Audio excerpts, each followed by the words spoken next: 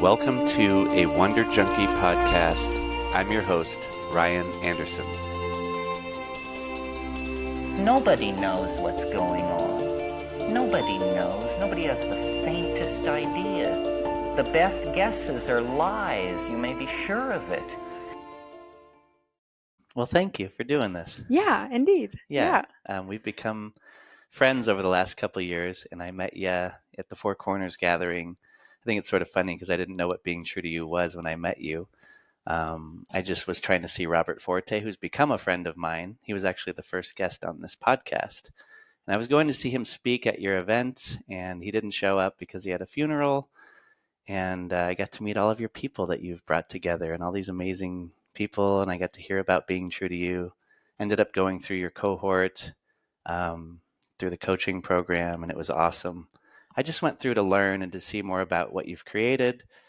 And so, I just wanted to share some of your essence with more people and share more about your program and some of your life story with people. So thank you for joining. Mm-hmm. Yeah, thank you, Ryan, for inviting me to come on. I think some months ago, so I've been wanting to join you. And I don't even know how we met before the Four Corners gathering because we had talked and then I invited you to the gathering I was doing. Yeah, Robert goes, I'm going to be speaking at this gathering. So it was through Robert. And so I got a hold of you and said, are you welcoming people from the outside in? And he goes, or you said, yeah. And I said, I teach breath work. And you said, well, maybe you're the right fit. Mm-hmm. So it was actually cool that you allowed me to share breath work, not even really knowing me. And that was one of my favorite breath work experiences, actually. So anyway, there was a lot of people wanting to do breath work for us, but because we had so many military veterans, first responders there, I was like, I don't know what kind of breath work instructor I want to bring in. So I kind of said no. And then when you came in, I was like, yes, perfect. Perfect. Yeah. It went well. Mm-hmm. And I really loved at the event when I was there was a stage and you had such a giant mix of interesting people from conservatives to liberals, and there was military guys, there were special forces guys, there were so many types of people, and that's what I really appreciated about you. And it made me curious about how did you do that? How did you figure out a way to create a company, a business, and a culture that allows people to have conversations and not just be offended, which is what the problem of today is, mm-hmm. which is somewhat of a psyop. I think it's been mm-hmm. created this way to get everybody divided and not able to have conversations. And so that was my favorite part of that conference or gathering. Mm-hmm. And then I've made some lifelong friends from that 2 summers ago. So you're doing something right. And I'd love to hear a little bit of how the heck you did that and who you are. And where did you begin? What is being true to you, first of all, for people that have never heard of this? Yeah, I can start with who I am and speak about being true to you, and then even hop back into the Four Corners gathering because it is part of my mission to unite people of all different worldviews, different beliefs, different faiths, and to help people recognize that we should cherish that we are different, that we have different perspectives, and that we live in a country where we can be different and that we don't have to think alike, and we certainly don't have to agree to get along. In fact, I think that's part of the cultivation of our human experience and our spiritual experiences is just that, is to learn how to cultivate honest, good-hearted, open communication, interactions and relationships that are coming from a different standpoint, but where we can get along. It's not easy to do. It's easy to get along with people who are just like you, think the same, act the same, look the same, all those things. But then when people are different, we're just like, we fear them, or it can create conflict or distrust. And that's the beauty of the human interaction, is that difficulty. So let's see, starting from the beginning, I was born in 1981. Just kidding. Me too. Really, you were? Yeah. Mm-hmm. Oh, wow. Okay. Yep. I was born in 1981. I was just kidding. I won't go into the whole history. That is awesome, though. My birthday is next week, actually. Cool. My birthday is 1 week after Valentine's Day. So it's Valentine's Day today. What a great day to have our podcast. So, you want me to start with being true to you? I'd like to hear, maybe start with what being true to you is, and then just like, how did you even consider to create an psychedelic integration coaching program? I know it came from ibogaine. I know a lot more of your story than some, but I think it's important because a lot of people are seeing this huge boom in the psychedelic movements, but they don't know. They hear integration. What does that mean? You're one of the first people that created probably the first program, right? 15 years ago. And that's what being true to you is. So I'd love to hear about tell people what is a psychedelic integration coaching program, Mm-hmm. what you've created, and then we'll go backwards a little bit and go, why did you even do that? Because I'm curious, Mm-hmm. that's what drove you. I didn't grow up saying I want to be a psychedelic integration coach when I Right. get older. There was no such thought in my brain. So it's a good question. I didn't know what I wanted to do when I was in college. I wasn't one of those people that just wanted to pick off the blackboard and say, okay, I could be a doctor, I could be an attorney, I could be a police officer. And just, I was like, I wanted to forge new territory. I kind of knew that. I didn't know what I would do. The closest thing I could find when I did look at the blackboard of careers was a counselor. So I got my master's in mental health counseling. That was the route I took, was philosophy, English, psychology.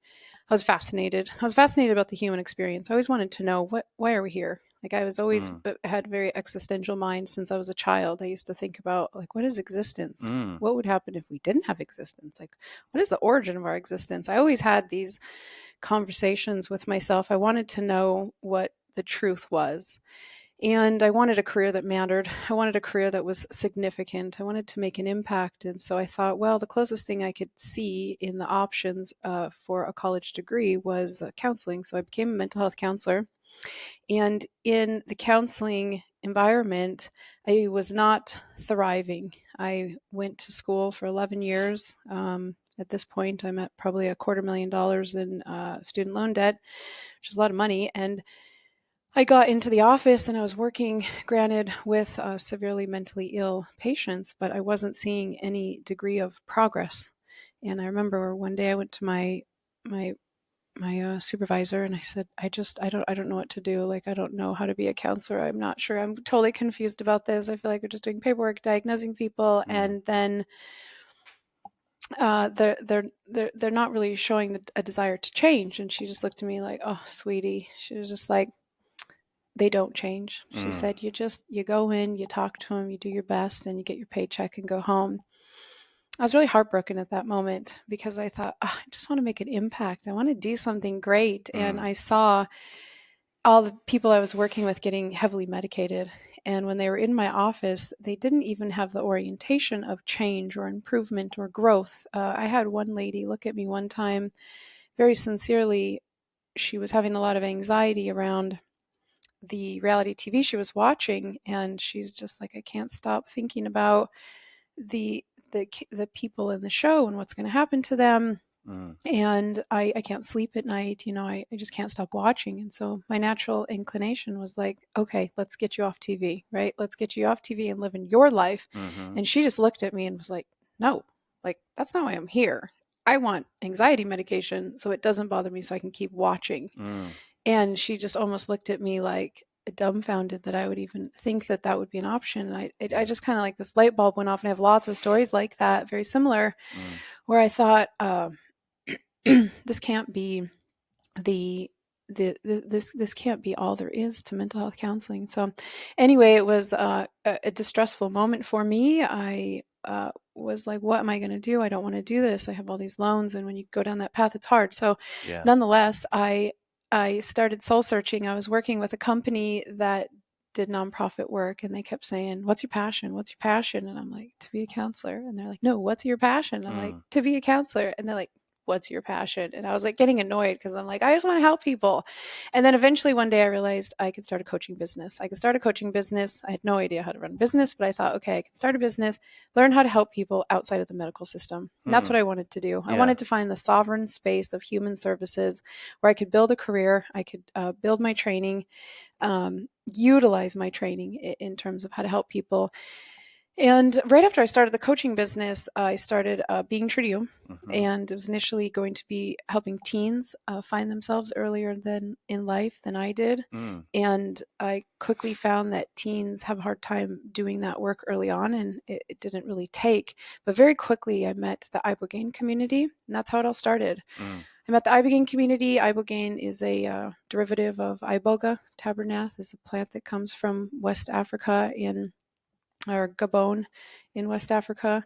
And if you take that main alkaloid and separate it from iboga, and you just do plain ibogaine hydrochloride and you give it to people struggling with addiction, it can detox people from opiates and other drugs and even behavioral addictions we found. And so I went to the clinics in Mexico, and I thought, this is weird.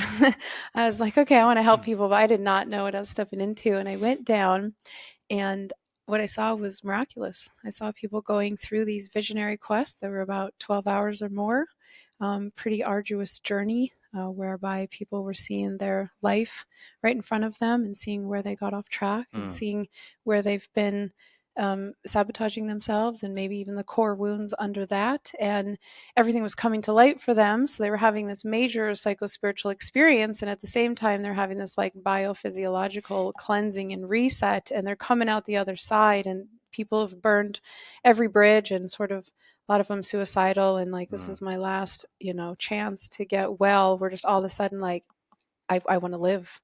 I love myself, and I do believe in God, and I do want to go on a spiritual journey, and I do have passions and things that are important to me.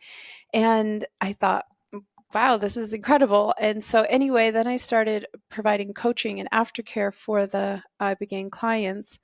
And that's when I stopped and thought, we don't do aftercare or integration precisely for all of healthcare, and then I thought, this is marvelous. Like, why aren't we doing this with any treatment? I mean, I'm sure there's continuing care programs out there, but like specific integration work after a person goes through transformational experiences, I was like, where's this happening? So then I got really excited. So that's how it started. Cool. I started doing aftercare for Ibogaine, and then that grew into doing preparing people's mind, body, and life going into these experiences. And that's what got me into addiction recovery work. And that's what led me down the paths of what is the phenomenon of addiction. And then it just grew. I wasn't able to handle all the clients. I started hiring counselors and coaches to come and support me with the clients coming in. And then they were like, you need to create a training program. This is a new line of work that doesn't exist. We can't use the counseling model for this kind of work. And we kind of needed to invent or discover a new form of helping others integrate. So then I thought, okay, I didn't really know what I was doing. So then I started the training program. That was in 2013. So I started the company in 2010. It is the world's first preparation integration psychedelic coaching company in terms of like an established coaching company that I could see. I've never found, you can't even really find a company in general in the psychedelic industry that started before 2010. I look around, I haven't found one. There's, of course, psychedelic facilitators that have been doing it a long time, and there's different nonprofits that have been around, and I'm sure there's companies older, but I can't find any. They're all a lot newer. So that's how it got started. It was happenstance, and there's so much that has spiraled off from this work because we went from working with people with ibogaine to ayahuasca to psilocybin to MDMA, the whole gamut. We got calls from all different kinds of centers. And then we started to deconstruct, okay, what's happening in these experiences? What is the transformation that's happening? Do we have to do psychedelics to have these experiences? What's the process of change that goes through that? So from there, Ryan, you could pick a topic. We could really go in any direction. Well, it's a lot too. And a lot happened in a short period of time with the psychedelic movement, especially. And it seems like you just found it at the right time where it was needed, and you found a way to solve some problems. But I'm curious, first of all, like, had you done a psychedelic before you went down there and saw the ibogaine stuff happening? I did a lot of psychedelics when I was younger, but recreationally. It never even dawned on me, to be honest, that they were therapeutic. They were, in my mind, consciousness expanding. But when I was younger, we considered ourselves hippies, and so we didn't do hard drugs, but we would drink alcohol and we would smoke cannabis, and cannabis was very mind expanding, and so that's really a hallucinogen in and of itself. And so we had experience navigating these different states, and I did know that I would start to philosophize, and it would really feed that existential part of me that I was talking about, where I would start to think about the origins of humanity and the cosmos and history, and like what's true and what's not true. And then we started getting into mushrooms and LSD. So those would be the two that I predominantly would use when I was younger. And then I found ecstasy. I don't know if we had pure MDMA back then, to be honest. I think it was probably, I don't know, Yeah. actually. Maybe we did. So I had a lot of experiences with MDMA and mushrooms and LSD. But then this is about 10 years later, and I had Mm-hmm. just forgotten. I mean, I didn't even think about things like this. Yeah. It was more college, just exploring consciousness. High school Oh, mostly. high school. Like Wow. I would say end of high school. Uh, yeah, it was kind of that Yeah. age. End of high school, early college. Yeah. Yeah. And then what about growing up, like when you were feeling existential and like thinking about truth and spirit and all that stuff? What were your parents and your upbringing as far as what was your baseline indoctrination or religious upbringing, or what was your faith if you had any? Yeah, we were raised Catholic. That was our faith, and I I think I didn't understand much about it, to be honest. I had a hard time comprehending when I was a child. I had a hard time like listening and learning, so I was just always in my own world. I eventually learned Pisces are daydreamers, and so I was a daydreamer. So I think I had a hard time like listening. And my parents were um, Catholic, but they weren't. They didn't like push it on us. We didn't study it at home. We just Mm-hmm. went through the motions. Like we went to church, and I went to a Catholic school on the side. I went to public school, but then you had like night school that I would go to. And I don't think I absorbed a lot of it. So I wasn't for or against it. It was all I knew. You know, Yeah. I was Catholic. And then by the time I was 15, I was philosophizing about life. And my best friend at the time was raised agnostic. And so I was like, huh, like I had a hard time reconciling like the different religions and the different pathways and how some people would go to heaven and some people wouldn't. And so I just thought, okay, well, so just because I happen to be born in this family I have this belief, but if I'd have been born in this family I would have this belief. So Mm-hmm. I think that was the initial that started me thinking down a different path. And then college, a degree in humanities, these academic degrees will definitely start to pull you from your faith. Mm-hmm. I didn't realize that at the time what was happening, but you study philosophy, and I actually studied world religions too. And that's when I started to realize, okay, there's a lot of ways to understand the world. So my base was Catholicism. My base was a moral, traditional upbringing. And I'm very grateful for that to this Mm-hmm. day. And I just really cherish religions at this point, to be honest. But I left and tried everything on. Mm-hmm. Yeah, I would say I really went through every phase.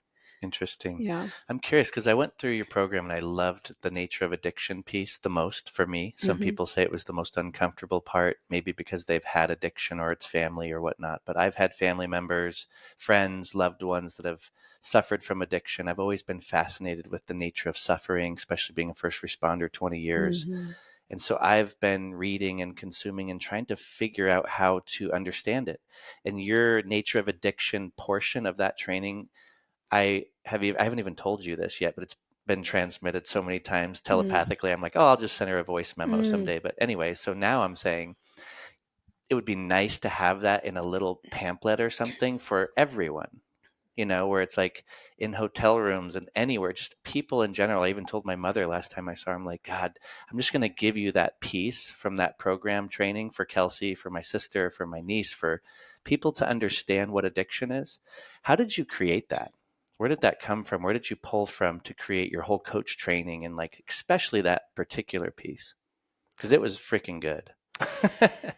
Yeah, well, from the beginning, when the counselors were like, they were like, you got to create a training program. You got to tell us what you do. I was like, I don't know what I do. And so it created a opportunity for me to really reflect on what I was doing. And then I realized I cared about the clients. I didn't see them as addicts, or I didn't see them as their pathology, because I learned to separate that from being a counselor. Mm, And I saw their true self, and I could see who they were. So I could see the before and after, right? So I see, okay, here's a person coming in totally disheveled. They're depressed, they're suicidal, they're anxious, they're manic. They can't look me in the eye. They can't sit still. They're addicted, just completely disembodied in some situations. And then they go through this transformational experience, come out the other side. They're sitting still. They're looking me in the eye. the depression has lifted, they're not anxious, and they don't have cravings. And I'm thinking, what Mm. happened? Mm-hmm. And so the whole model just like turned my training upside down. I mean, I'd kind of learned that these things were uh, chronic, and it was very difficult to break out of these patterns. And then I was just seeing, like, in 24 hours, people were coming out the other side, and I was like, huh. So I just thought about it, to be honest. I wrote that whole coach training off the top of my head. It's 800 pages when I was finished, and that's just the handouts, not even the scripts that I was writing. Mm. And I did it through direct experience. So I was watching what was happening. I mean, we had supported, even in the early days, hundreds of people. At this point, tens of thousands of people have come through our program. And so I was just watching the human experience. So that's what I was doing. I Mm. put all academic textbooks aside, I put all scientific research aside. I just didn't even care about any of that. I just cared about what I could see through my own human experience, through my surrounding community, and then watching people go through psychedelic experiences and transformational experiences, near-death experiences. And that just got me thinking about the states of suffering that people go through, and realizing, like, it's a very individual process, it's an individual journey, and it's not chronic. A person is not stuck with these things. They're only stuck to it to the degree that they're attached to the elements of that condition. So Mm. I thought about addiction a lot because I came from a culture of just heavy addictive habits, um, but normalized habits, right? Like nothing out of the ordinary. Like there was no drug addiction in my family. There Mm. was no, yeah, there was no like overt addictions in my family or extended family. Maybe like a little bit of alcoholism or something, but I could see the addictive patterns in myself and in my family. I did have one family member, a couple that were struggling pretty bad with alcoholism. And so I just started to observe it, and I started to observe what I saw in society. And then that was like, again, my brain, I was always philosophizing about life. I eventually, after I came up with all this, I started reading about addiction books. And that's when I saw some interesting things. I'll share that. Yeah. First, I saw that there is no agreed upon definition of addiction. And I saw, okay, there's every institution or agency or department is defining it through their own lens that speaks to their own definition of the problem and their own solution, Mm-hmm. right? So if you go into the medical system is going to define it as a brain disease or a biochemical condition. Mm-hmm. Therefore, it needs treatment. So they're defining it through their own lens. And then, you jump over to something else like the government, and they're like, no, this is like a moral problem. This is a criminal problem. Like, we need to punish this behavior out of people and put them in jail. And so they're Mm-hmm. defining it in a different way. And then you kind of go over to like maybe like the clergy or a religious perspective, and like, no, this is like a demonic thing that's taking over people's bodies. We need to exorcise these demons out of people. Mm. And then you hop over to maybe like the personal development world and the self-help world, and it's like, okay, no, this is, these are limiting beliefs, these are thought patterns, and I mean, just so on and so forth, right? From a sociological perspective, they're going to say like, this is being bred into our culture, it's a cultural problem, it's an environmental problem, and so on and so forth. And so in the training, I actually outlined what, like 100 different definitions. I find like all these famous people, from Tony Robbins to Stanley Peele to William White, all these like Mm. famous people that have studied addiction. And I start looking at the definitions, and I was like, whoa, like there is no agreed upon definition. I mean, Yeah. for some people it's beliefs, it's mind, it's thoughts. Some people it's like emotional scarring, a trauma. For some people it's no, it's totally it's interpersonal, it's spiritual, it's so on and so forth. And I thought, okay, this is interesting. There is no agreed upon definition. However, there are certainly people that are trying to monopolize the conversation and say that there is Mm-hmm. one definition for it. So I had to think, okay, well, what's mine? Like, what do I think? Like, I'm Yeah. watching that it can't be a brain disease. It can't be just any one of these things, because people are coming out of it. And maybe it's all of those things. Right. So what I started to think, and then you can tell me which piece you might want to dive into, is that there's the nature of addiction, there's the phenomenon of addiction, there's the experience of addiction. And I unpack this quite deeply in the training. And I think this kind of blows people's minds, because initially when people come into the training, they think, no, I don't want to learn about addiction.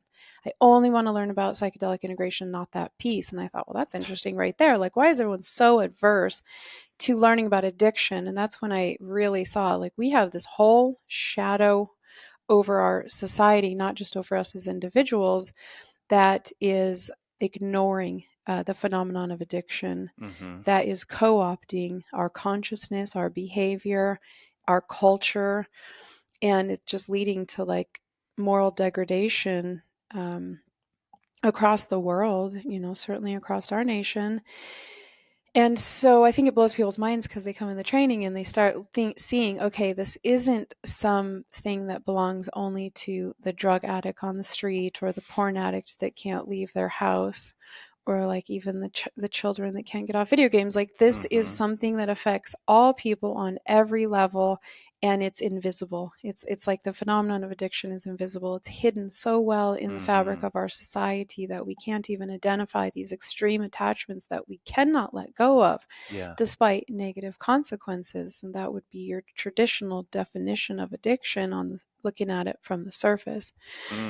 So I saw the nature of addiction as this tendency to externalize our problems and solutions. And so therefore, if I have a problem, it's not my fault. It's something happened to me that's creating this problem. So therefore, I need to seek the solution out here, right? I can't solve it. It's not my fault, right? So then I'm going to find something that makes me feel good. Whether it's a substance or whether it's a behavior that I do. And then that behavior soothes a person. And then we just keep doing it more and more and more, because we're getting the solution, even though it's like a micro fix. It's just a instant gratification. It wears off. So the nature of addiction is just this phenomenon that is obviously easy to fall into. Like, we're all susceptible to it. We live in this like material world, and there's a lot of shiny, attractive things. There's a lot of euphoric things. There's a lot of numbing things. There's a lot of distractions that we can escape our problems. And so then we get addicted to it. Well, then you have the phenomenon of addiction, which I think is the deception behind it. And it's the enchantment of it. It's the allure that pulls us in, right? We see something like gambling or something, you gamble a little bit and you make money, and you're just like, yes, this feels good. This is right. This is helping me. This is solving problems, right? So it's like, it's totally going to enchant your desires and your thoughts. And so you go in a little bit deeper, and you go in a little bit deeper, and then you get attached to that dopamine hit and that reward. And so it pulls you in, and you don't think it's a problem, because it's just little bits of money. It's little bits of money. And before you know it, you're putting your house on the market because you need money, or you're taking, your parents' retirement savings to pay for your gambling addiction. Gambling addictions are some of the worst. I mean, something people don't talk about. I mean, it's like drug addictions are bad, but these gambling addictions get people murdered, and they take over the family, and people cannot stop. Especially now with these apps, it's so accessible on the apps for whatever these sporting betting apps are. I'm watching people put their pension money in there. It's like, oh my gosh, another Pez machine. It's a dopamine hit, and it's pretty sad to witness. It's sad to witness. And so then I saw the phenomenon of addiction is this deception. And that's where I really started to see, just like the social programming that we're under in general, we're just like, it drops us into this illusion. I actually saw that in my ibogaine experience. I could share it at another time, but then I saw the experience of addiction, and I've experienced the experience of addiction. And the experience of addiction is the inner battle between what's good for us and what's immediately helpful to us. And that's where I really connected with my clients, was able to connect with them through the addiction process, was that it's not, when you're talking to them, they're not going to talk about it as a brain disease or a problem with their thoughts or a problem with their behavior. For them, it's just an inner battle every day, right? Like every day, it's like, okay, every night I go to bed, I'm going to get up, I'm going to do the right thing in the morning, I'm going to shower, I'm going to go out to my job, and I'm going to, exercise. And like, you have all these goals. And then as soon as you wake up in the morning, it's like that thought, that program, I guess you could say, takes over takes over a person and leads them to every single day do the exact same thing that they did the day before. It's like Groundhog's Day, right? They just keep doing it and they can't get out of it. It's a prison. So that's how I think about addiction. I mean, I think it's like this program that externalizes our focus, takes us away from the inner work and focuses on the material world, and it enchants us. It's deceptive and it pulls you deeper and deeper into the illusion, and then it becomes this like inner spiritual battle. And I see that that's happening on an individual level and on a collective level. And that's the main piece that I think is what's different for you, is you really do think it's a spiritual element, and that if people don't have meaning or connection to something bigger, more intelligent, God, if you will, you can use that word, but everyone has a different idea of that. But versus what is being commodified in our culture or sold or programmed in, it seems, for the profit of suffering. And we could go into the trauma culture or victim culture. And it's interesting because at some level, that's what's also helped me to have more compassion and patience and understanding for people that I know, that I love, that are suffering with addiction. Because I'm like, oh, I don't know. Let's use my sister, for example. I'm adopted. So is she. Different biology. We're raised in the same household, nature, nurture, great experiment. I had a very easy time. I like to say, as a personal individual, I don't know why I didn't pull myself up by my bootstraps. I'm not taking credit for a lot of my experience because I know that when I was young, I just felt lucky. And that was my predisposition, and my relationship to God has always been like, thank you for letting me have people that loved me, raised me. And I had a pretty easy time growing up. And my parents even said, like, you were the easy kid. My sister, not so much. She had different biological genes, same household, and it was a lot of sadness, resentment, frustration, and it led to early drug addiction and early suffering. And I got to witness in a household, and before I knew a lot, about the nature of consciousness or suffering, I'm just using this as an example from what I've experienced. I would be frustrated and angry, and I learned heavy boundaries early, like protect yourself, which served me. And now I'm actually getting to the point where I'm like, hold on, let's keep healthy boundaries. Let's dissolve them a bit. And let's start learning about the nature of suffering, the nature of addiction, which is why I liked your work so much and many other people's work. But if I read Peter Levine or I read The Body Keeps the Score, you can take pieces of it without throwing the baby out with the bathwater, right? Because there is elements of experience when you're born, and even collective, if you want to go back through archetypes, which I think we can get caught up in. It can be a distraction, just self-help and self-healing to the end of time, which can be its own trap.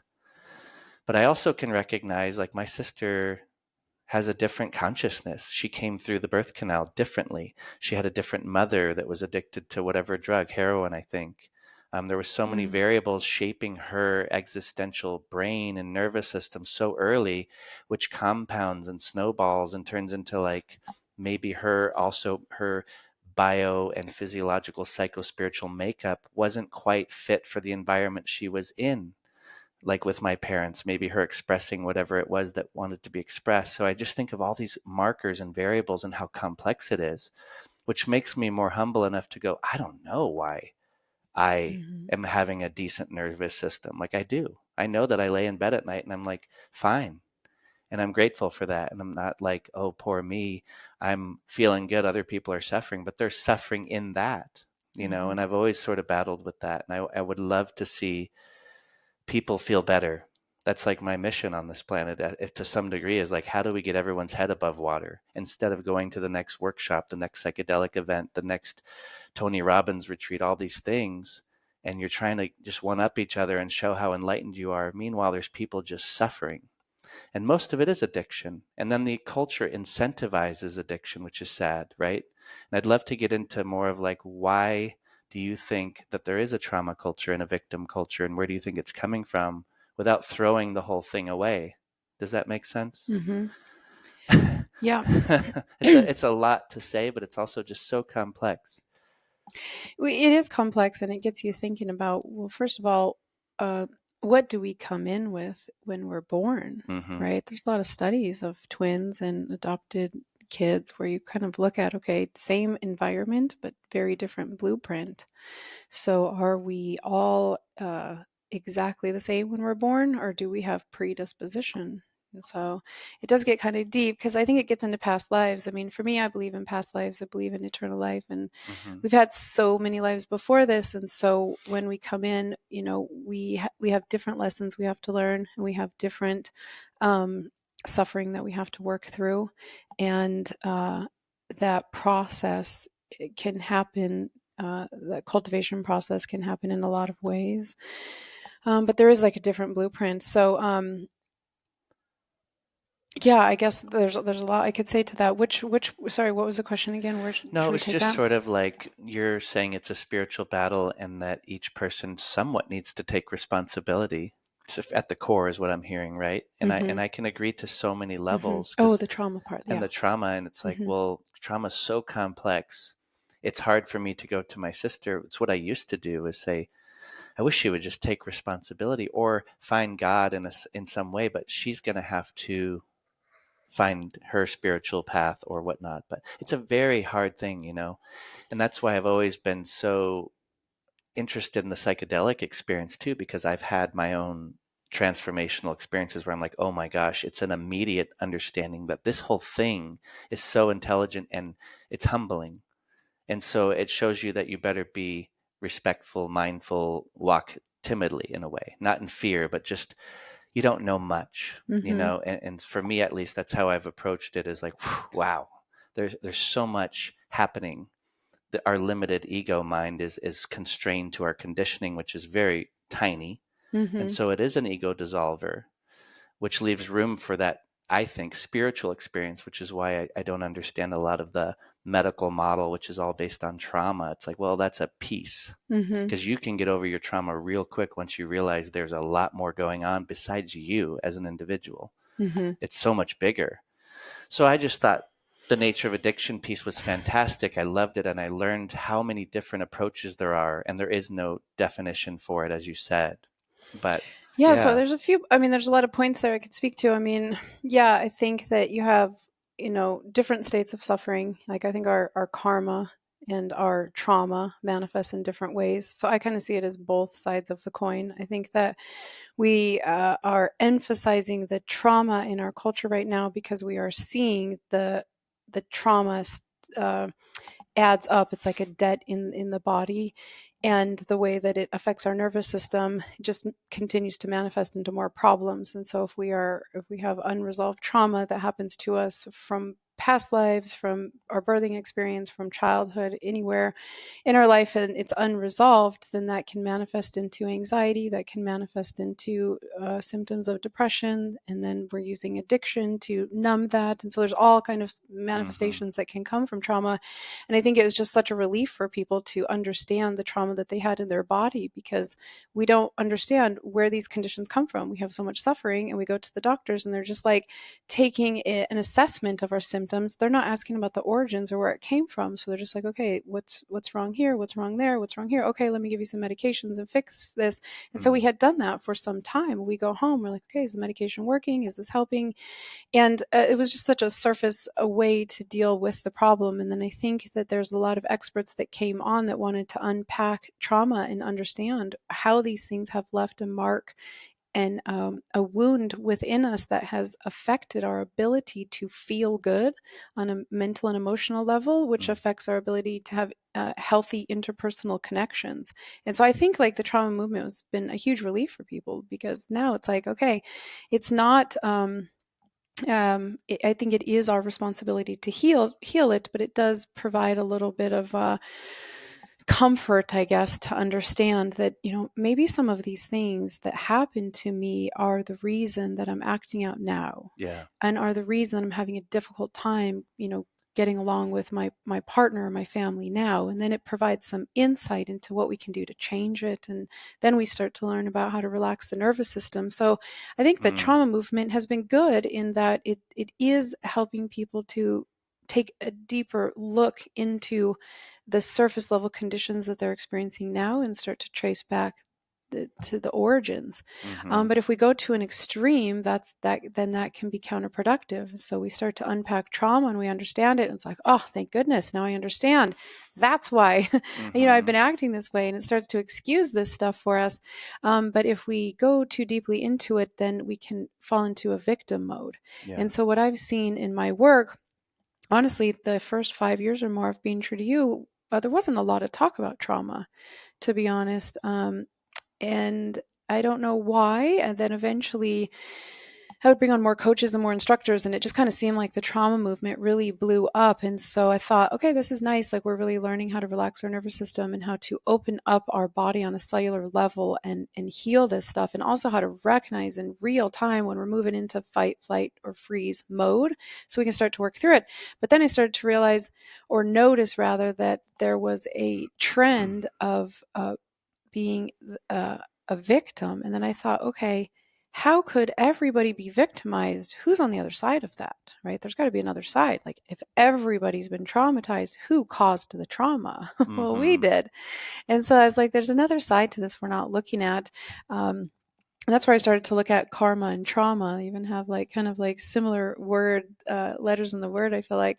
And I thought, okay, we have been traumatized, but we have also traumatized others, right? Like, we have hurt ourselves, or we have been hurt by others, but we have also hurt others, and we have hurt ourselves. And so I think what's important is that we are doing the introspective work and taking responsibility and having autonomy over this process, because if everybody in the world says, on an individual level and on a community level and on a national level, we've been traumatized, what we do is we start to advocate for something out there to change.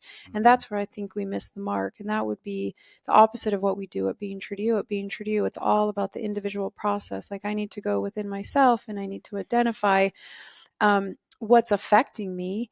And it could be elements that happen from the environment or other people or medications or whatever. But it's like, I still have to take responsibility myself to look at what is the best course of action to move forward. And a lot of that is from a karmic level. I mean, a lot of those things, if you look deeper at the times, especially like when we were old enough to remember, like 10 years, old and older, a lot of those times, like, we put ourselves into situations. Like, I could say there's a lot of times in my life where bad things happened. And if I look deeper, I'm like, yeah, well, I created that situation, right? It's hard to do when you're like a child, because you just are a child. And so that conversation gets a little bit deeper and maybe a little bit controversial. But like, if we're just looking at like, our adolescent years and beyond, like when we have the cognizance to self-reflect, there's a lot of stuff that we bring upon ourselves, or we perpetuate and make it worse for ourselves. So I think with the trauma movement, I mean, it has a lot of good to it, but I also think that we can't just blame something or someone else for the pain that we're having. And then that creates like this sense of entitlement of like, all these things have happened to me or to us as a society, and something needs to fix it. And then it just creates war between people, because now we're just blaming, like, you people or you over there did that and you need to fix it. And it's like, where does it end? It doesn't end. So, and there's a lot of business models pop up around that, because they become the obvious never-ending solution.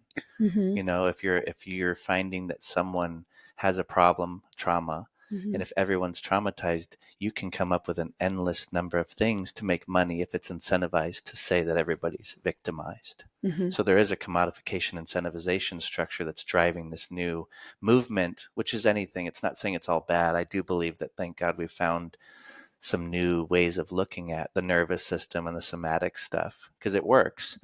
But then at what point do people start doing it for virtue or for likes, or they want to do this whole vulnerability piece of like, I have this much trauma, and it becomes a one-upmanship, a competition of trauma. And that gives you more attention, and we live in an attention economy. So it's a very interesting phenomena. there's pros and cons to labeling a state of suffering, right? So once we label a state of suffering, like, the benefit is that we can all relate to it. So once we say, oh, what you're experiencing is this, right? Like, we have defined it, and we've defined it, and then there's a commonality, so people can come together and just like have take comfort in knowing I'm not the only one who's Yeah. struggling with this condition, right? Like conditions like obsessive compulsive behaviors can be quite debilitating for people and hard to understand. Even addictive behaviors can be really hard to understand. And so when you tell people and then they're like, yeah, I have that too, it's like, oh, okay, we're going through this together. But the hard part of it is once we have labeled it, not only can we get attached to it, but yes, like corporate interests can hop on that, and then they can start to use that label and put it in everyone's mind. Are you struggling with OCD? Are you struggling with Right. OCD? Are you? And then everyone's just like, yeah, I think that I am.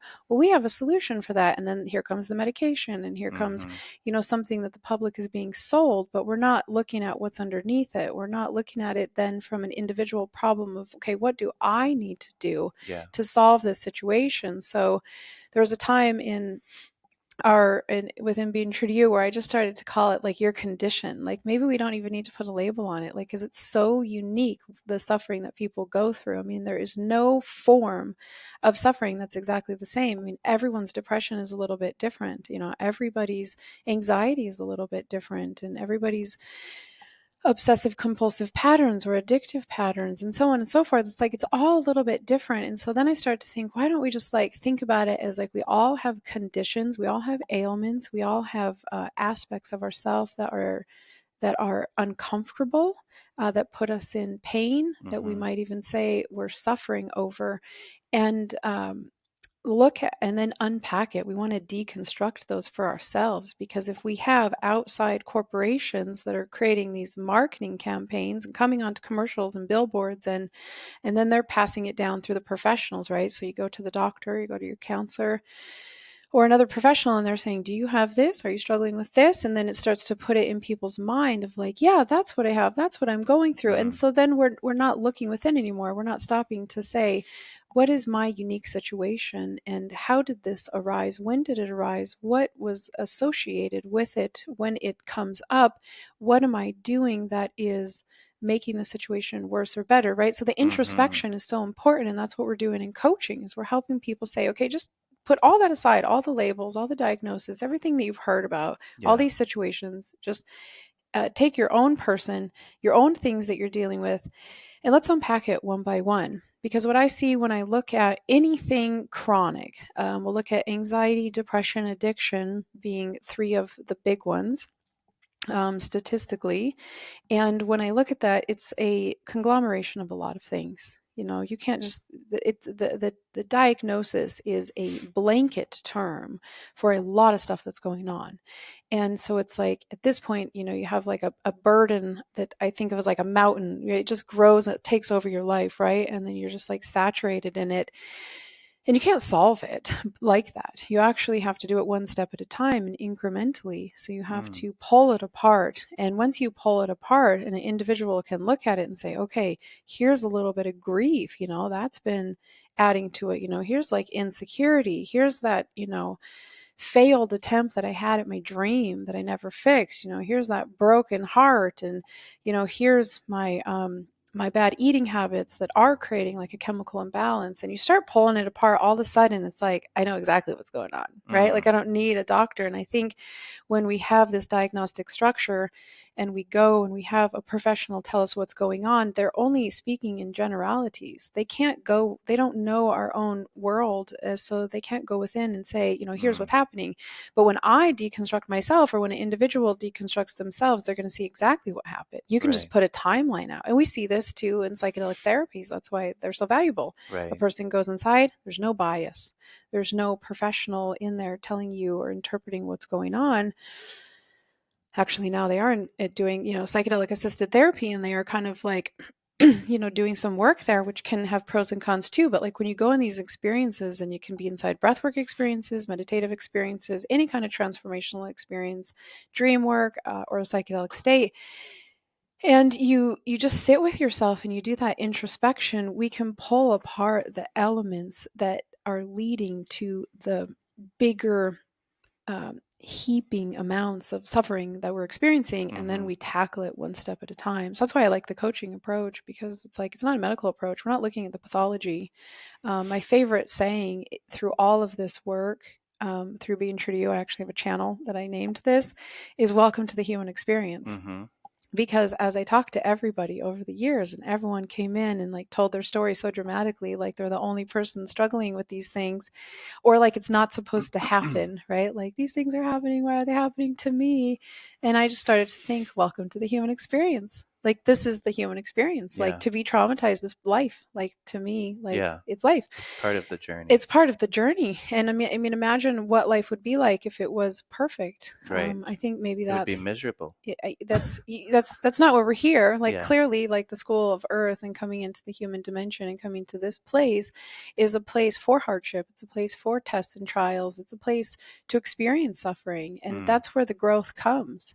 And of course, there's going to be the commodity of suffering, right? Like, of course, there's going to be a lot of corporations and institutions, everyone that will exploit these vulnerabilities that we have as humans and define the problem and define the solution in their own way so as to get business and so as to fulfill their purpose too, to help. Mm-hmm. And that's great. And so our whole work of being true to you, what we're doing is saying, utilize the support, utilize the tools, utilize the therapies, the treatments, whatever it is that helps you, but you got to do the introspective work and you Mm-hmm. got to personalize it to yourself. We can't just outsource these things, and we can't just blame, these the outer environment and say that something else caused it, even if it did. It's like, well, welcome to the human experience. We get Yeah. traumatized here. There's a lot of issues, and we have to take responsibility for ourselves to solve them. Right.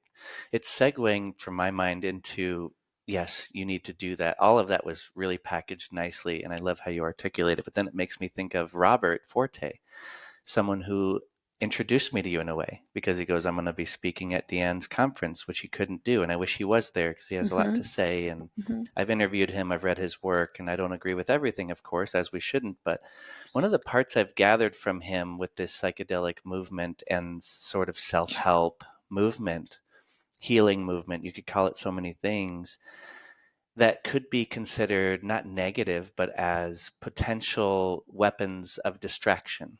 And that was a part that I was going to ask you about your perspective, because you've been around a long time in this field and long enough to see a lot of different patterns of things going bad in the psychedelic movement, which we can get into. But this idea that you're here for Shenyang, Mm-hmm. and I got to see it the other day. That was my second time seeing it. It was beautiful. And Mm-hmm. as you hear about the movement of like, what is Shenyang? And I'm picturing these beings over here in China and they can't even practice it. Mm-hmm. They're persecuted and it's horrific. Mm-hmm. They don't have access to go on the hero's journey in a different way. They're not going to be able to just go do psychedelic therapy or go do somatic therapy and start doing all this inner work for their trauma, because their situation is that they have an authoritarian tyranny. And we have something different over here. It's not the same, but when you look at the pandemic and different things that are manifesting, and it's sort of this evil element of deception and social engineering, you wonder why, when you do a psychedelic or transformational experience or any kind of work within, part of it is seeing that your culture is sick and that there's so much outside of you that's way beyond your trauma. Your focus on your trauma is actually pulling you, not saying it shouldn't be done, because we all need to heal and then we need to get back out there and find out what the heck is going on and serve. And one of the big things I'm noticing is that it's the cultural sickness, and we can only do so much self work, before we finally got to go, hey man, look at, we need to change the food system, we need to change the regulation process, we need to get the entertainment industry from being so corrupt. All these things that you can recognize, that should cause an emotional response anytime for anyone, that should make them feel sick.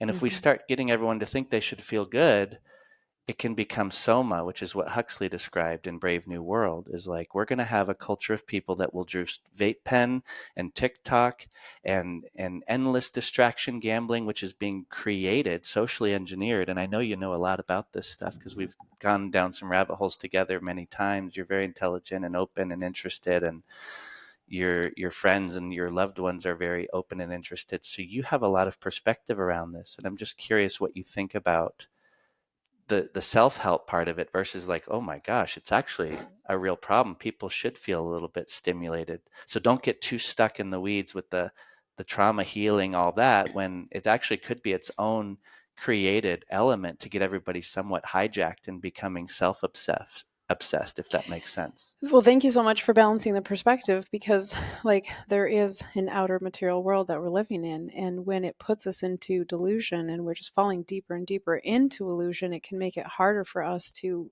wake up and even see the point of life to begin with. So I think it's important to understand that.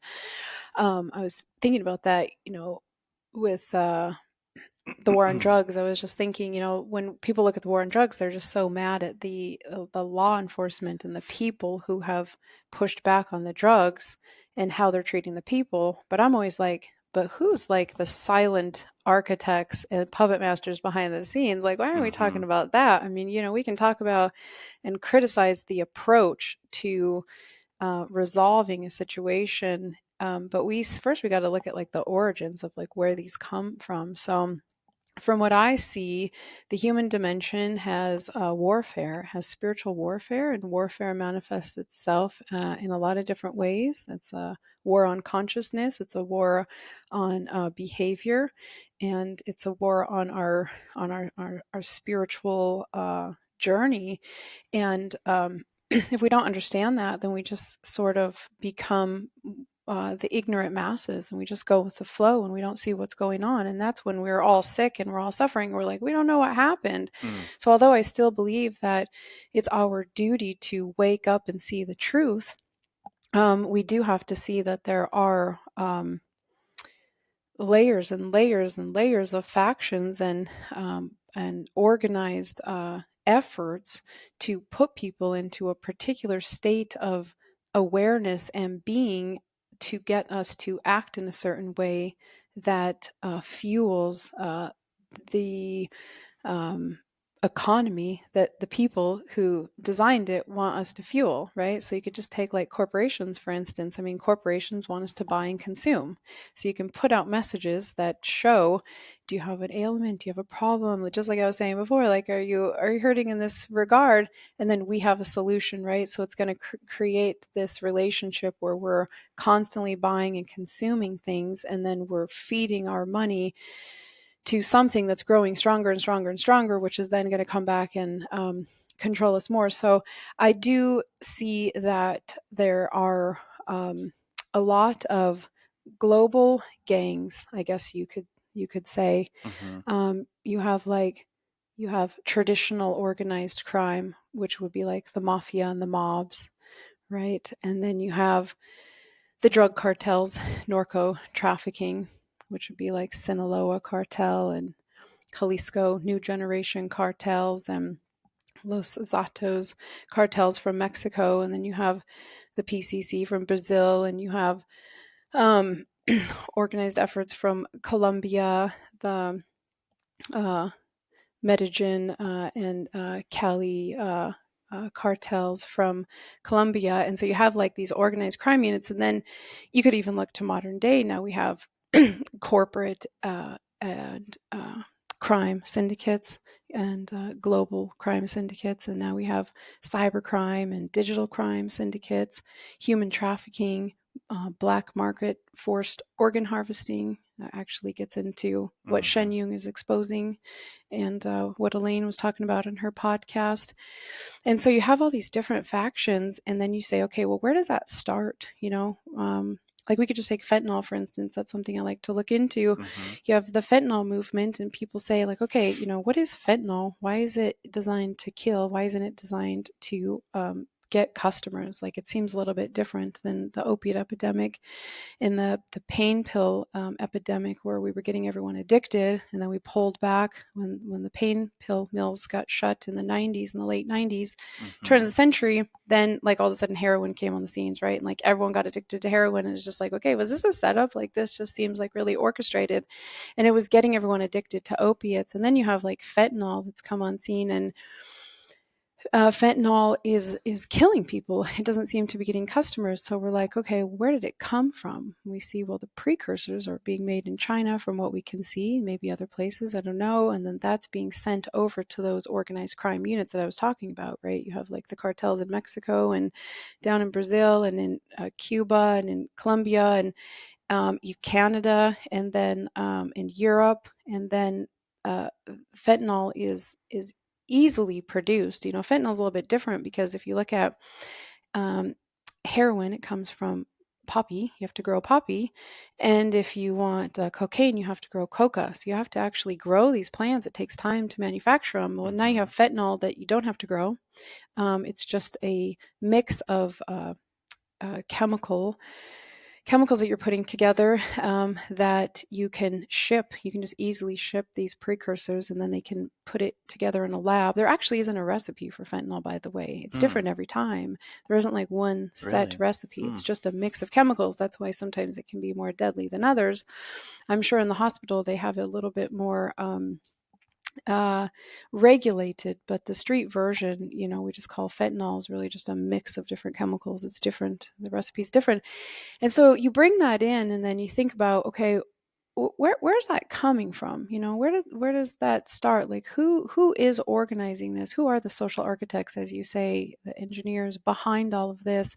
And that's something we need to look at, because if we can understand what is happening on a global scale, and then on a national scale and on a community level, and how our consciousness is being perfectly programmed to elicit certain feelings or desires to create certain behaviors, well, then it kind of breaks us out of the trance, right? And so again, like, I feel like it's still personal responsibility that we have to do this, but all of a sudden in a moment, you just kind of wake up and you realize, like, oh my gosh, like, this isn't my choice. Like, I'm not choosing to take drugs because I'm rebelling against some system. Like, these thoughts were created in my brain. I was taught to be rebellious. I was taught to go against tradition and go against the system.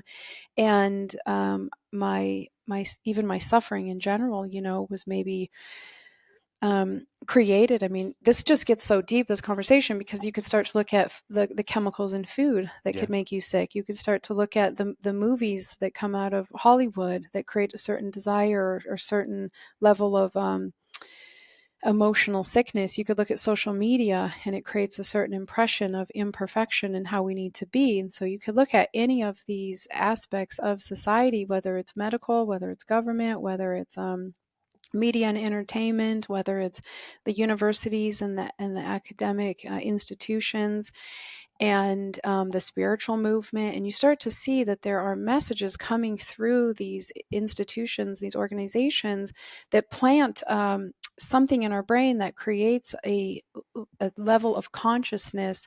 And the level of consciousness we're at is then going to dictate the behavior that we have. And the behaviors that we have are going to affect our character.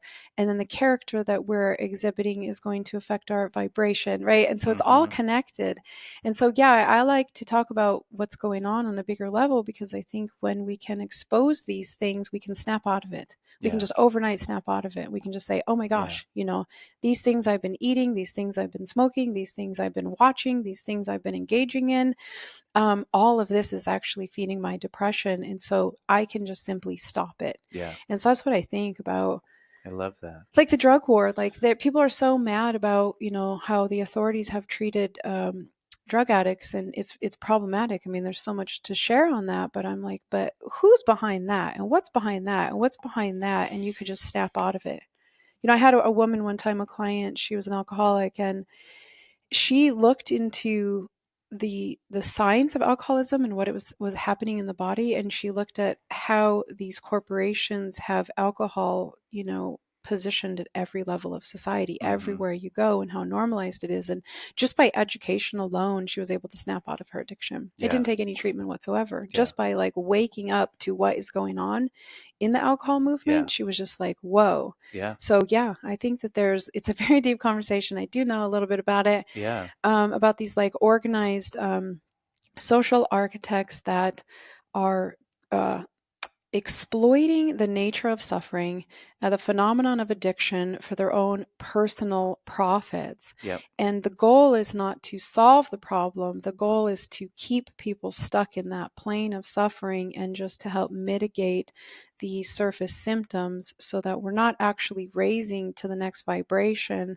We're just like incubating ourselves in the the discomfort, and then if we do that, then we have to go to the addictive solutions, and we just kind of stay like numb at that level. Yeah. And but we feel good if we're numb, so we're like, okay, I think it's working, but we're not actually solving the problem, we're not actually leveling up. And so that's the importance of having these conversations. And I mean, people need to not fear these conversations. I think there's a lot of fear around disclosing the truth, and there's people that are policing and censoring each other in society and saying, don't have that conversation, don't say that, how dare you say that. And it's like, let's just speak freely and share information and not be afraid that it comes out, because we do in fact need to break out of trance, and we are in trance. Yeah. Like we are. It's like the awakening process is not typically like one moment. It's like you have to break through levels one at a time. And the material world is designed to put you into amnesia. It's designed to like drop you into this maze, and then you have to find your way out through this spiritual pathway is how I see it. I mean, I see the whole thing as spiritual.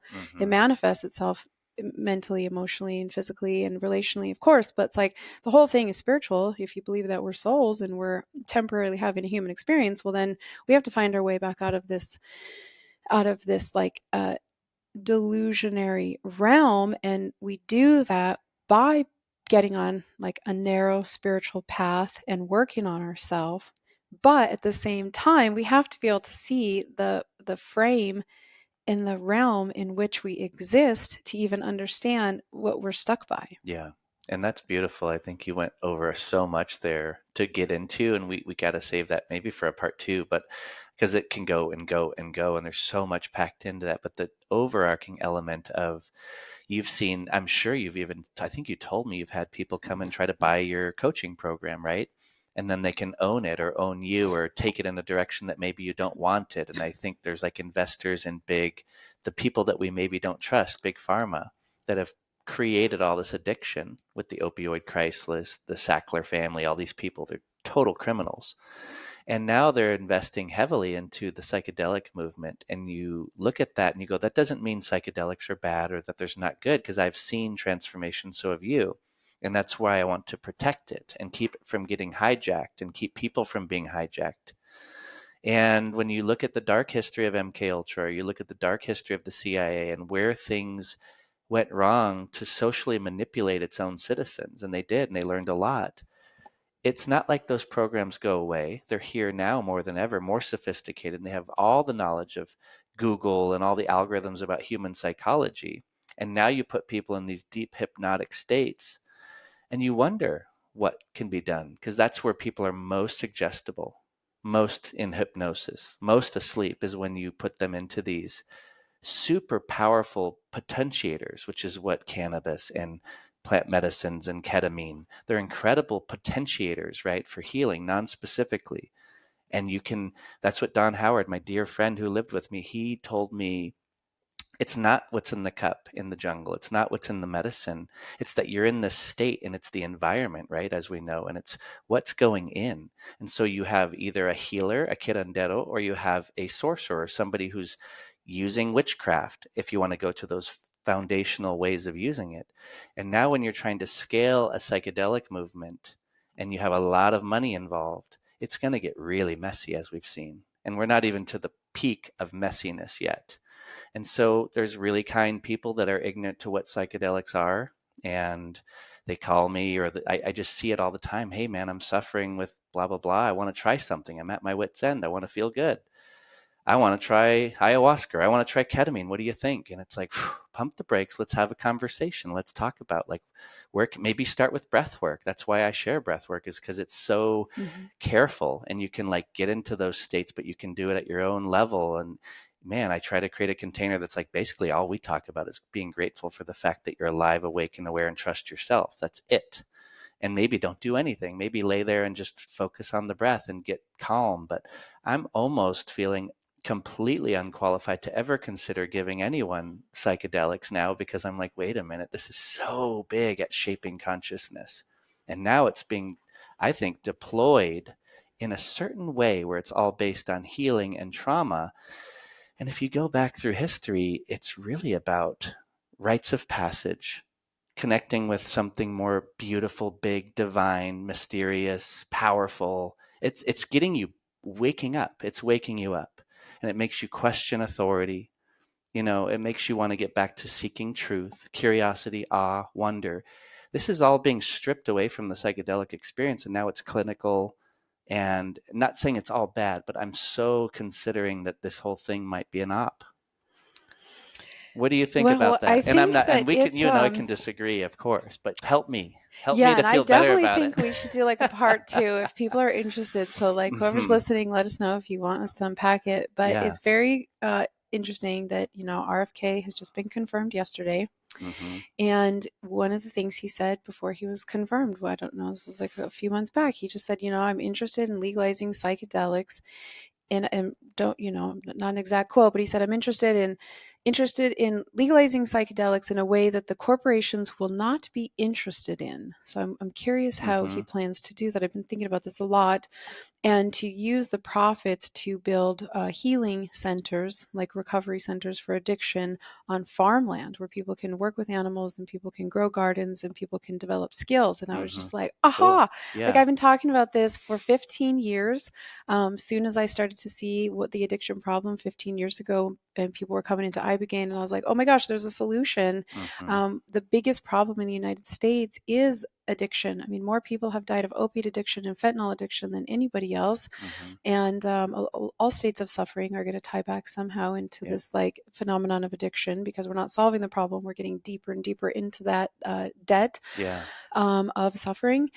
And so I thought, wow, this is unexpected. I didn't ever care too much about whether psychedelics got legalized or not. I just kind of figured if they're meant to, they will. If they're not, they're not supposed to. I feel that there's pros and cons of legalizing psychedelics, just as there was pros and cons of making them illegal in the first place. So now that we're at this juncture where psychedelics are going to start coming into our society and more than likely getting legalized, and they have been already, like we see changes in Oregon and Washington and California and Colorado to start. Hmm. And that's how cannabis started. It just started, one state at a time. Before you know it, it went across the United States, and other countries start to follow suit. So I suspect that there will be more and more permissions granted for psychedelic substances in our culture. And I think there are currently pathways for it to be legalized, not only medically, but there could be like a spiritual and religious or indigenous path as well, which I would like to see. I definitely do not want to see everything be monopolized by the medical system. I mean, if we know anything about big pharma, they have used scientifically proven and evidence-based claims many, many times. Just anybody go onto AI and type in how many pharmaceuticals, or just say, give me a list of pharmaceuticals that have been scientifically proven as safe and helpful that have now been recalled. Yeah. And you're going to be surprised. I mean, so many medications, antidepressant medications, acne medications, Yeah. medications to prevent miscarriages, Yep. medications for everything have been recalled as highly dangerous and actually way worse than the original symptom, right? So we have to be very careful and aware if we're going to now something that we have that's been forbidden in our culture, that we've totally suppressed, and now we're like, okay, let's unleash this and bring it back in. Well, who wants to bring it in? Who are the people behind this that want to do this? Who is the benefiting party? Yeah. What is the reason that we want to bring it in? What is the problem that we're trying to solve? How are we going to go about solving that? How are we going to mitigate private interests? How are we going to control and neutralize hidden agendas? Like you were touching on, it's very easy for parties to put propaganda into the psychedelic movement and Hmm. into the languaging of the psychedelic movement. And that's what I see. I mean, if you look at the top psychedelic institutions and the most influential people in the psychedelic movement, and you see what they're doing, I mean, they're putting a lot of political agendas into the psychedelic movement. Yeah. And in some regards, I think people are trying to do good things. They're saying, okay, here's hope. Like, we can give people psychedelics. We can warm up everybody's heart. We can finally unite all sides and all parties. And so I think there's a lot of good agendas in there. But my concern is that if we want to revive these sacred medicines that are essentially, when you take them, busting us out of the delusion I was just talking about and you were touching on. And then we start to come back in and put those same parameters back on it. It's like, okay, what are we trying to do here? So I think that's a conversation, is what is the reason they're being legalized? They're saying it's to treat trauma, depression, and anxiety. Okay, great, let's treat those things. But then why are there political agendas attached to it? Why is there social justice movements attached to it? Why are people saying, let's give all of the politicians and all the leaders psychedelics? It's because they want to change their thinking. And it's like, Mm-hmm. if you're using psychedelics to change the way that you think, is that a good thing? I mean, to me, we're using psychedelics to discover the truth, And and connect with your heart. yes, to connect with like our the truth of who we are, our divine essence, our value system, what's most important to us, not just to change our thinking. What if my thinking is fine?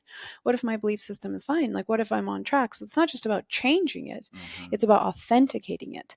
And that's what I think is really important. So what I would say to like anybody who's listening and to anyone who's participating in the psychedelic movement is that we have to keep these experiences sovereign. We want to keep this work sovereign.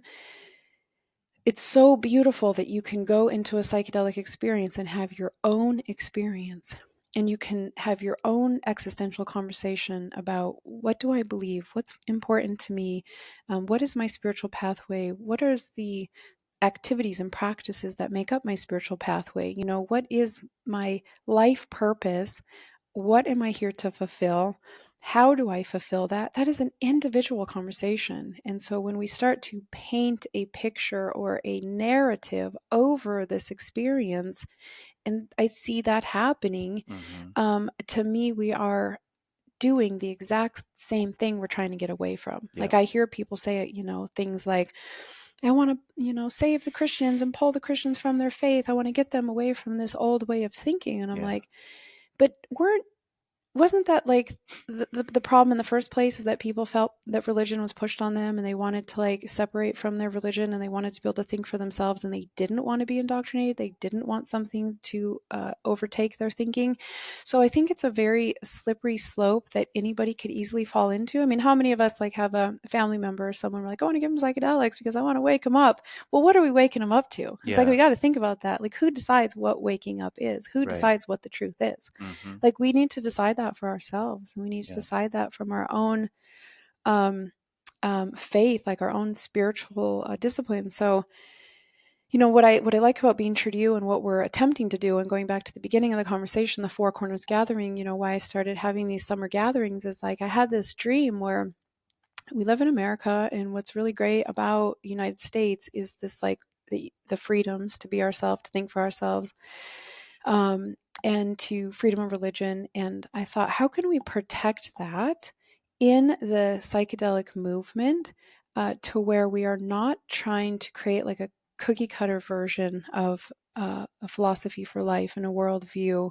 We're not interpreting people's experiences for them. We're not telling them what is and what isn't. Like, we're creating a container, a neutral, objective, sovereign container where people can come in Mm-hmm. and they can explore these things for themselves. So, That's what I loved so much about that gathering. Truly, was I saw Hendo get on stage, and he has a big cross on his shirt, right? And he's like a Christian man, and I'm like, that's amazing, because over here you've got like some guys with big brimmed hat looking hippie kind of guys, like the mm-hmm, spiritual mm-hmm, movement type folks, or whatever you want to call them. There's no name for it, but it was a good mix of people. And I'm like, that's the way it's supposed to be, right? Like, it's mm-hmm, not supposed to be about getting tribal again and becoming divided. It's mm-hmm, about realizing, like, at the core of any tradition, it's like, connect with your heart, listen to people that don't think like you, love them, don't hate them. It's like, and the op seems to be more about dividing and getting everyone pitted against each other, and everyone's offended, and there's no freedom of speech, and censoring things that we do like, and then not allowing other things to be heard.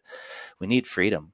mm-hmm, And at the core, there's freedom in your little gathering, which I liked, and sovereignty, and focusing on, hey, respect each other, have mm-hmm. discernment. And so, coming back to your program, it's like, thank God there is cool programs like yours out there. And what is your mission in the next few years with being true to you? Like, if people were curious to learn about psychedelics that had no idea, what would you say to them? And then people that want to maybe get involved and be a coach even, Mm-hmm. why would you need a coach, and what is the thing with being true to you? What's your mission right now for the next few years? Yeah, so as an overview, Being True to You, as I said, is the company I started in 2010.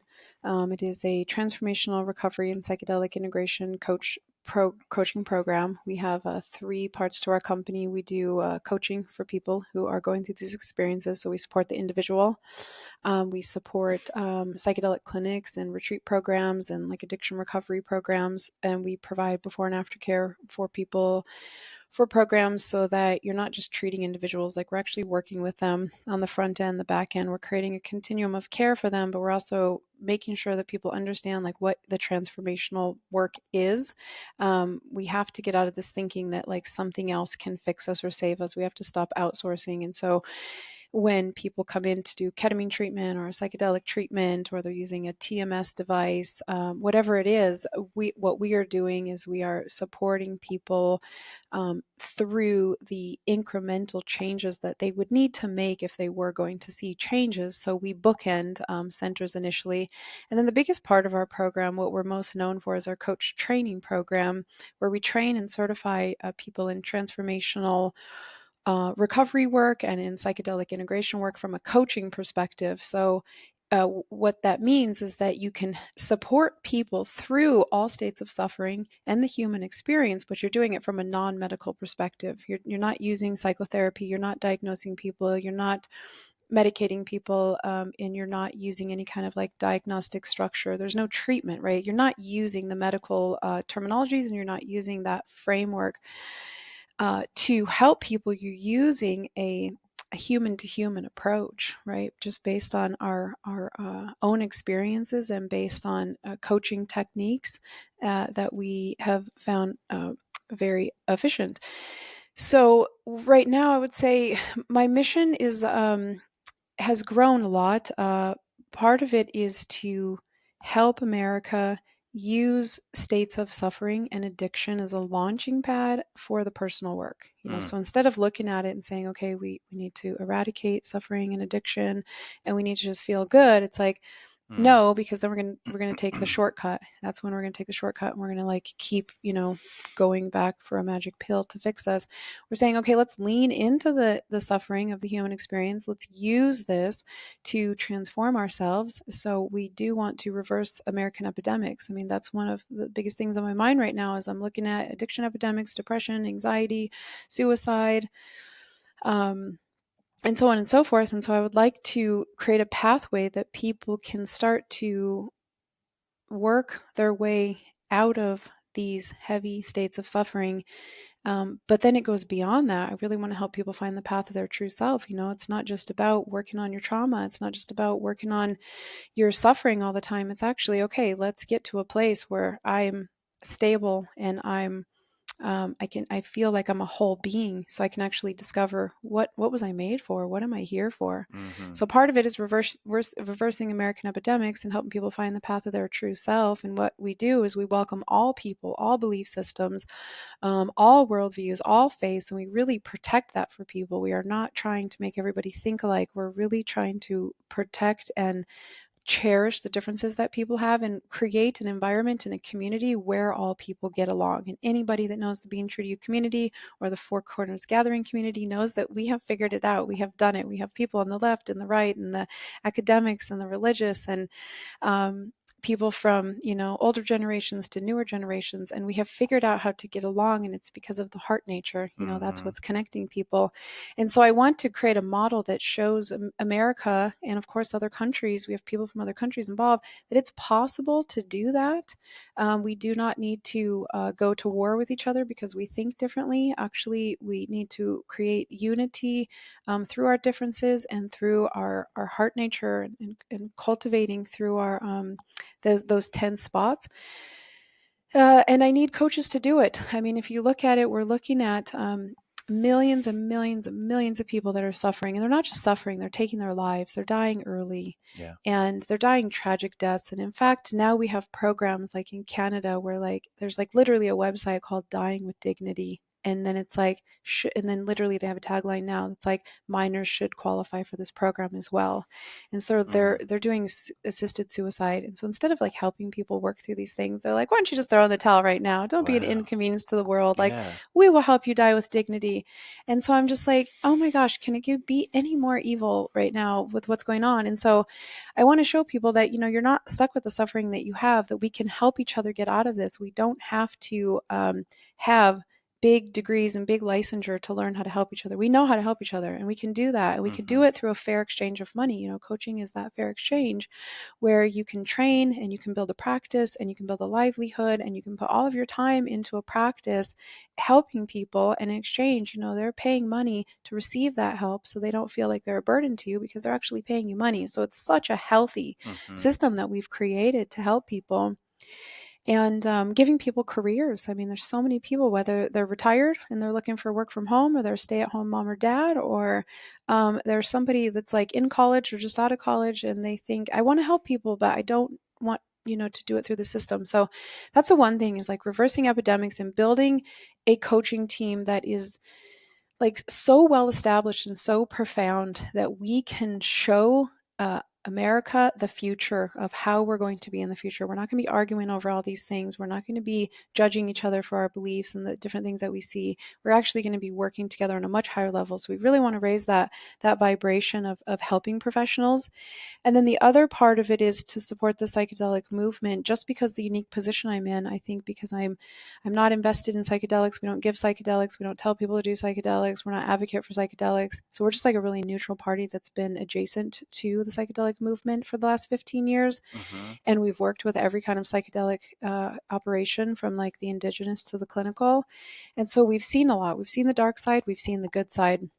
And so I feel like I can offer that neutral perspective, and I feel like I can really help give some guidance and training to the movement. So at this point, I did go to the first MAHA meeting out of the inauguration, Make America Healthy Again, with RFK and a lot of doctors from all walks of life. It was just so amazing to see all of these doctors that have been around for like decades, like really getting their stuff out there now and coming together. Like, these are people from the left, from the right, from the middle, from whatever. And they're all coming together and they're saying, let's unite around making America healthy again. Like, let's bring integrity. Let's bring transparency. Let's bring technologies and medicines that have been suppressed. Let's bring the truth to the surface. I think it'll support everyone. I mean, I think every, the medical system, pharmaceutical system, academic system, it's all needed. It's all needed. I mean, I really think that there's a space where we can all work together.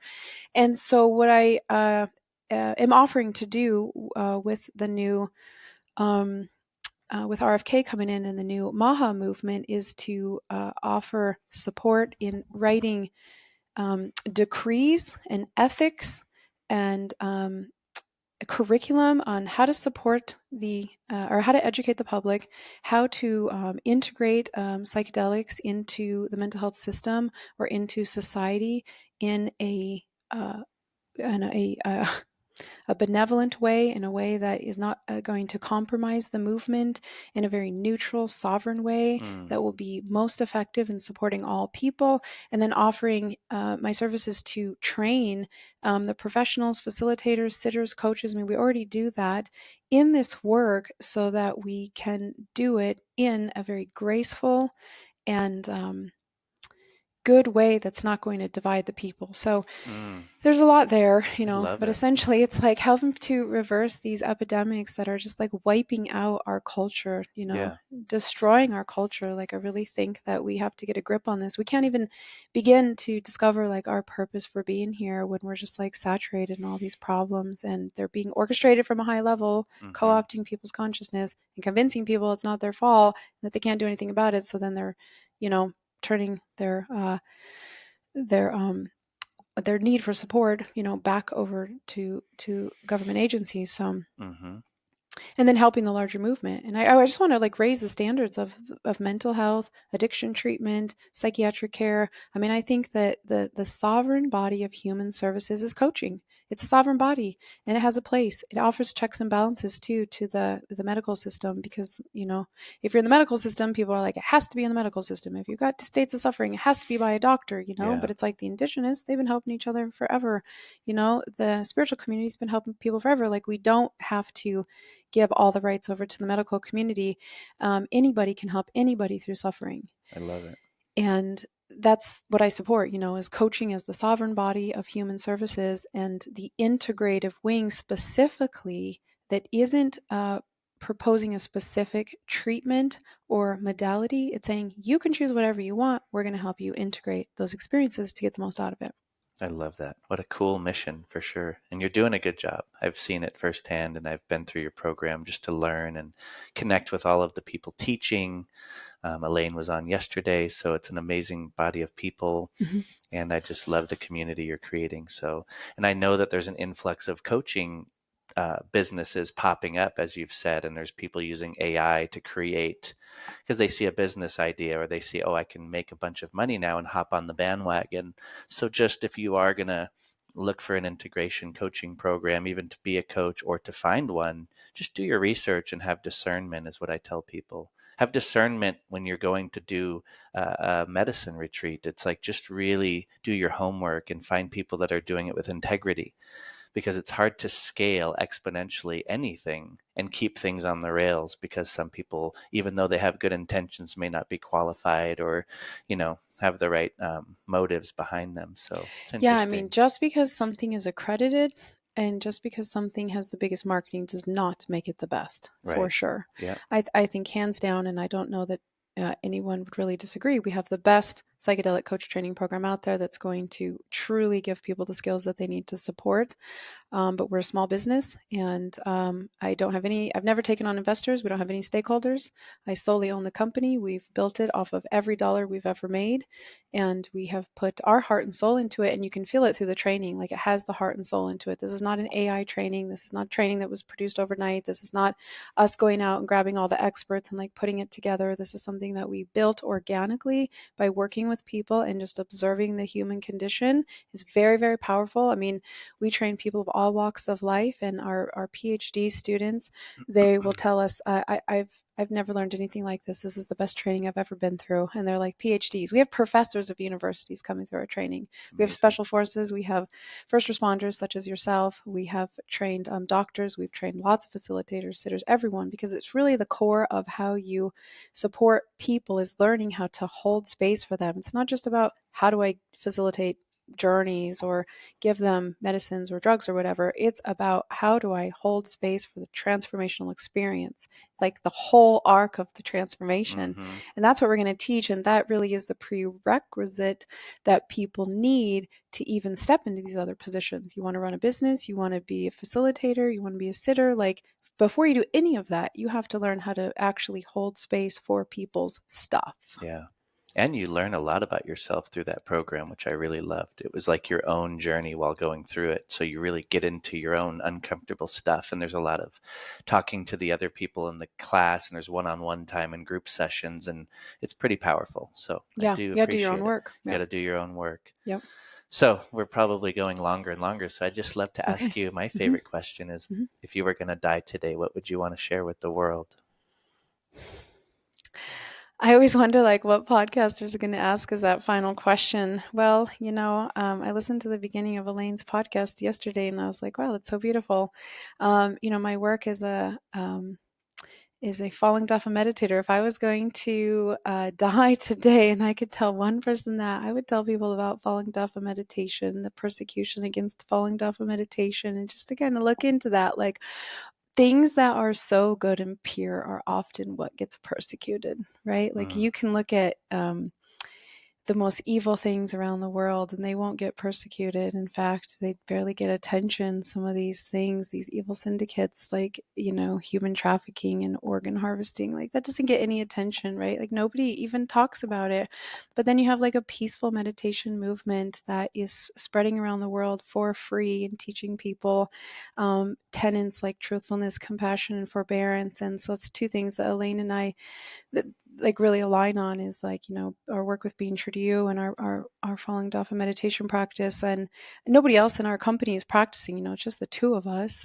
We really respect people's faith, and their right to choose a faith. But I would encourage people to look into these, and a meditation practice like this as guidance when you're trying to find a practice or a faith to identify the difference. Like when you read Dafa, it's just so pure and it's so uplifting, and it just answers questions about the human experience that you've always had, and you can see the stark difference between a lot of spiritual practices that are growing a profit. There's no money collected with Dafa ever. It's a free practice, meditation practice. And then Shen Yung, go out and see Shen Yung, since I am in town, because we were volunteering for the Shen Yung Performing Arts. Of course, there's hip pieces happening because they're showing what divine traditional culture used to look like before communism, and just showing how free it was, how exquisite it was, how things have changed. I mean, things used to be, the arts and the music and the color in our culture used to be so divine and so pure and so beautiful, and things have changed completely. Like music has changed and art has changed and culture has changed, and we go so far that we actually forget our divine roots. We forget our heavenly paradises and what it was actually like there, and then we just find our place in this dark world, fighting in war, conflict, and so much karma and trauma we can't even see out of it, and then we don't even understand what we're doing. So there are pure things on this world. There are things here to help us find our way, and when those things get persecuted, rather than just jumping on the bandwagon and saying, oh, that must be bad, actually look deeper into what's being persecuted.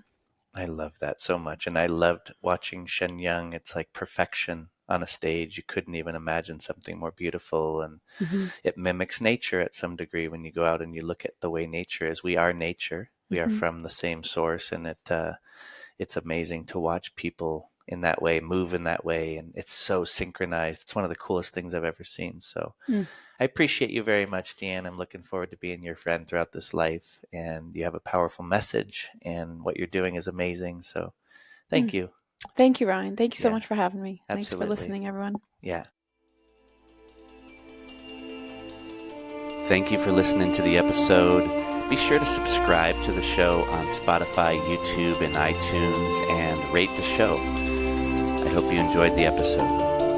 What we call reality is in fact nothing more than a culturally sanctioned and linguistically reinforced hallucination.